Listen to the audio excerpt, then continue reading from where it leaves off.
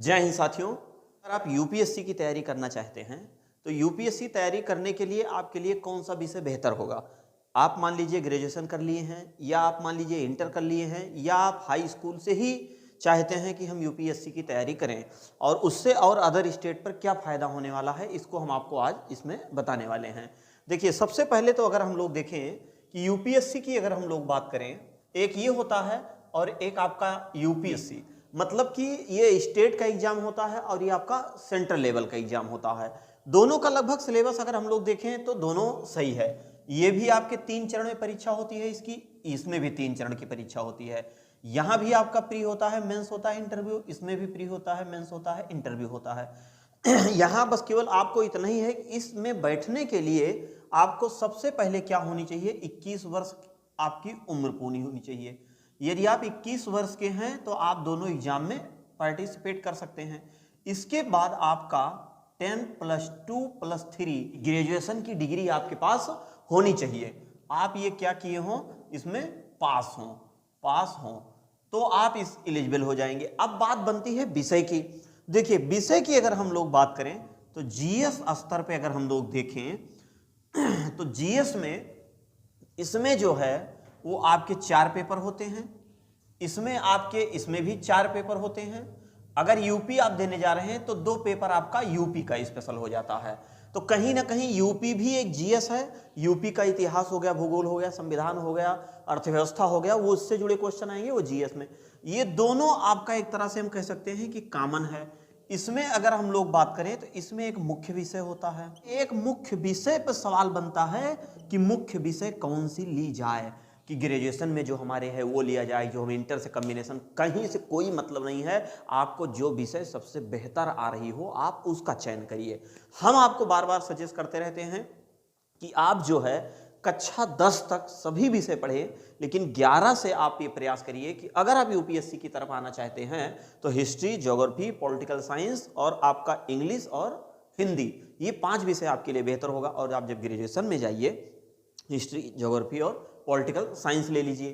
तो मुख्य विषय में आप कोई भी बना सकते हैं जो विषय आपको आ रहा है।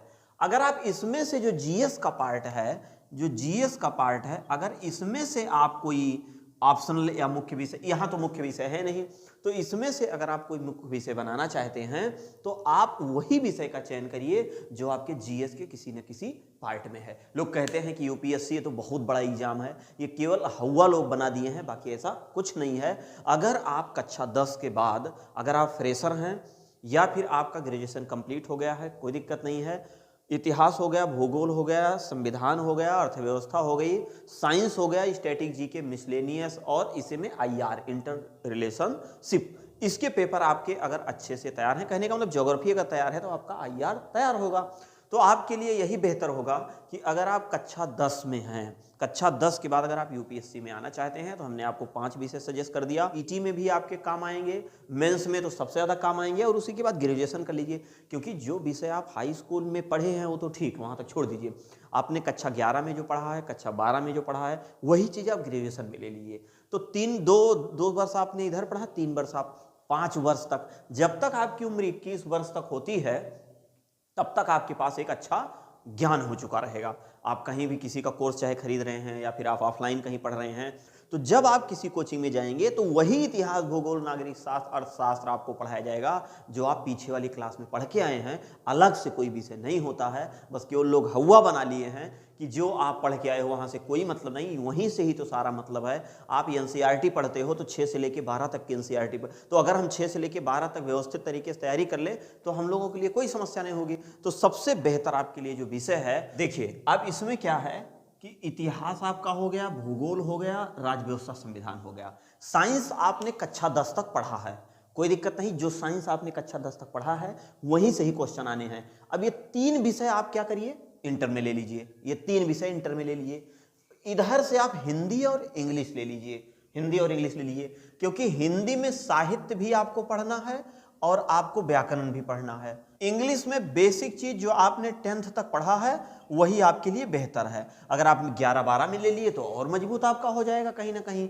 तो इंग्लिश का बहुत ज़्यादा रोल स्टेट के एग्जाम में नहीं है, बस केवल सीसेट में है, लेकिन इसका ज़्यादातर अगर देखा जाएगा तो यूपीएससी में है, और यहाँ भी कोई बहुत ज़्यादा नहीं है, बस केवल सीसेट में है, और एक केवल क्वालिफाइंग पेपर आता है मेंस में, वहाँ है। तो आपने हिंदी यहाँ ले लिया और ये 3 विषय ले लिया, इसको ले लिया, या मान लीजिए आप इसको भी ले सकते हो, कोई दिक्कत नहीं है, इनमें से 2 ले लो और इसको ले लो, तो कहीं ना कहीं आपका आगे का जीएस मजबूत होगा। और जैसे आप ग्रेजुएशन में जाइए तो ग्रेजुएशन में ये तीनों विषय ले लीजिए, इसको हिंदी को माइनर में कर दीजिए, हिंदी को माइनर में कर दीजिए, और इधर आप व्याकरण पे मजबूती के साथ पकड़ बनाना शुरू कर दिए।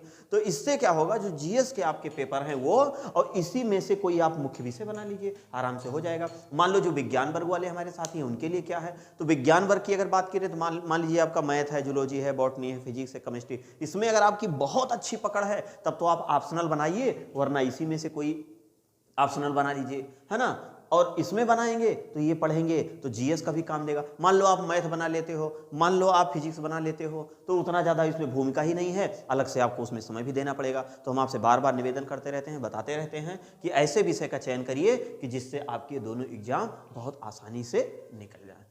ठीक, बाकी अगर और आपके कोई सुझाव होंगे तो आप कमेंट बॉक्स में जरूर बताइएगा। मिलते हैं नेक्स्ट, तब तक के लिए जय हिंद।